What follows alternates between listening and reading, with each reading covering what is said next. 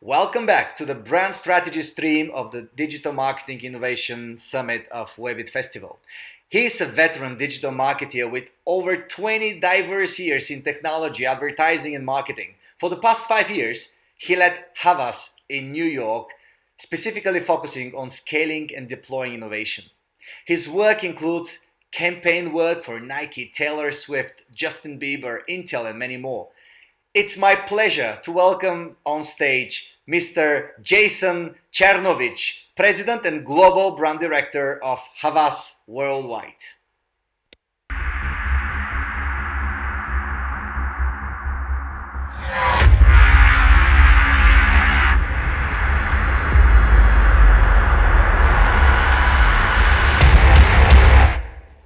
Hello, everyone.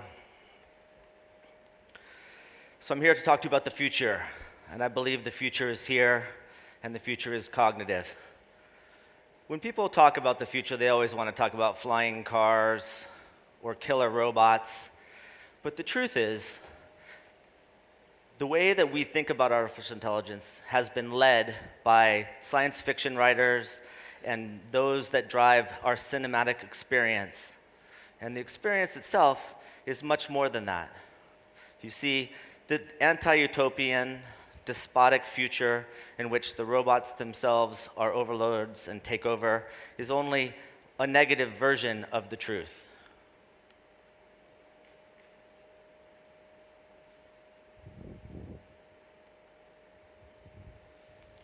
So the video did not roll. It's okay. The truth about it is that artificial intelligence is here today, and you see, it empowers much of what we exhibit in our day-to-day life, from how Facebook's. Okay, good. The video is working. The audio is not. But so from what we see, the artificial intelligence itself is embodied in our day-to-day life. From how Facebook suggests which posts my ex-girlfriend sees, to how I chat with bots, to itself teaching me the ways in which I am recommended video, perhaps on Netflix, perhaps how my flight was redirected in mid-transit. Some people would say that even the way in which my temperature at my flat is changed because a cold wave hit can be an example of artificial intelligence. So AI is here today, and what is important to note is that the way we think about it itself is not death robots, it's not people taking over, but it is really about how we see information today. You see, data itself is at the center of our digital experience, and the more that we become digital and the more that we use marketing to understand how to talk to people, we exist in a state of information overload. Today we're in the midst of this information overload, and you see we're only at the beginning of this curve. Some would say 90% of the data we now interact with has been created in the past year or two. And many would say 80 to 90% of that data is unstructured or dark. The explosion of sensors, of images, multimedia, of text, of enterprise data itself is only going to continue to evolve and make the situation we live in increasingly complex. The winners and losers of tomorrow are going to be rated on how they interact with and how they experience data and how they make decisions.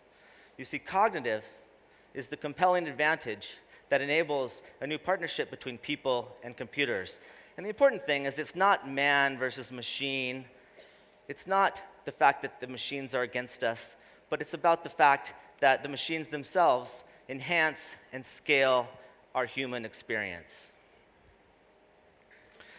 So you think about artificial intelligence, you think about the ways in which it's portrayed in the media, but it's not that way. You see, it really is about intelligence that's augmented. And my slides are going ahead of me, I must say. It's quite interesting. But the fact that our intelligence is augmented is something that we live in today. You yourself have your smartphone on you. Perhaps you know somebody that themselves uses this technology to enhance their memory. What is the phone number? Where do I need to go? This is where we live right now. We partner with IBM. Havas is an IBM agency, and we use artificial intelligence to help build the future of tomorrow. And the thing about Watson, which is how IBM sells artificial intelligence solutions, is that it's not just a artificial construct. It is a series of APIs in which we can interact with and build, like Lego blocks, the applications of the future. So I've been running this account for about 5 years or so, and in the process of doing that, we've evolved from an agency that does marketing, that receives briefs, to using the technology and actually building these solutions ourselves. We're then able to bring some of these insights to our clients, and from that, it enables us to say, how are you going to solve these big data problems? Through interacting with these APIs, through building the solutions that help you understand your problems, you're able to realize that it's not about a simple response. It's not about utilizing the programming methodology of the past. You see, there's a new era. The era that we're into now is called cognitive. And this cognitive era is encapsulated by how we interact with this big data problem. The series of these APIs, which we're showing you here today, are only a few examples of the approximately 30 APIs which exist now. You as developers, you as startups, you as enterprise companies can utilize these technologies to build the applications that help you solve, act, and understand how to communicate in the future. Many years ago, Watson was famous for winning on Jeopardy, but it has evolved much more than that. You see, now the technologies have been encapsulated into a much smaller and more granular level where some critical things can happen. You can understand your audience directly. You can understand insights that come from knowing who they are as individuals. For many years, us marketers have been chasing this dream of understanding one-to-one communication with our target audience. These APIs, which are before you today, are small components that let you understand how to speak natural language, to understand insights, to create dynamic, personal programming responses that enable value. A few months ago, actually last summer, some of our clients came to us and said, how do we make this Watson thing real? It seems kind of cool. It seems as though it's something we should really focus on, but it seems so hard. It seems so hard. So we developed our approach, and we call our approach the make. And the make is not a hack. You see, we develop these responses based on using real customer data. We iterate with a user experience lead, a design lead, a data scientist, often with the clients themselves, and create prototypes in which we can iterate on how these solutions implement the next generation solutions. Each one of these clients is an example of a client that came to us and said, how is it that you can do this? What is the way that you can use these technologies to help us understand our customers, to help us create programs that enable us to communicate directly with them in a unique and individual way? And so we've launched what we call Havas Cognitive. And this really accelerates your intelligence as a brand. It accelerates your communication directly with your customers. And what this does is it fuses, this is going ahead of me, I'm sorry. This fuses our knowledge and understanding of our clients, our ability to understand marketing solutions, to design custom implementations, to understand the needs of the marketer, the strategy in which we have, and coupled with our partnership with IBM, we're able to create specific solutions which embody it's just advancing by itself. It wants to play this next demo, so let me finish and then we'll play the next demo. So this approach enables new strategies, new services, new products, new user experiences. This is not only with a Havas IBM relationship. As I said before, any startup, any developer who has access to the net can use these technologies to develop their own solutions. So before I play a case study, it's going to play. It wants to play by itself. Before I play the case study, which is 2 minutes, I must say, as an American coming here, this video is very American. It's American football case study.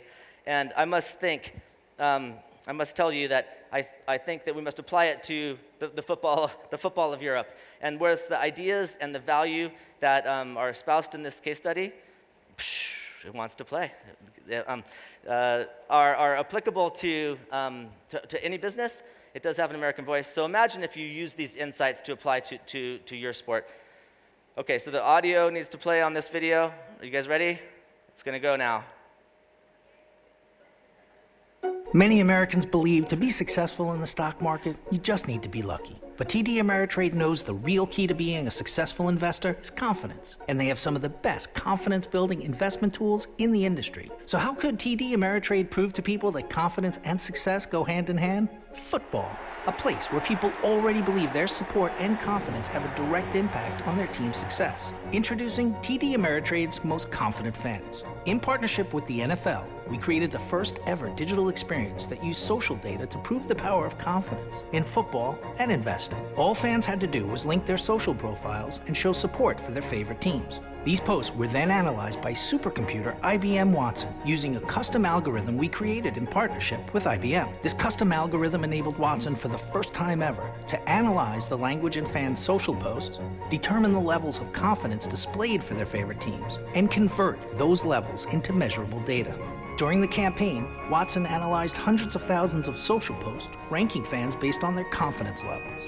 They could also see how their confidence levels impacted their team's success in real time. Fans could also learn how they could be more successful with TD Ameritrade's confidence-building investment tools. So, how successful were we?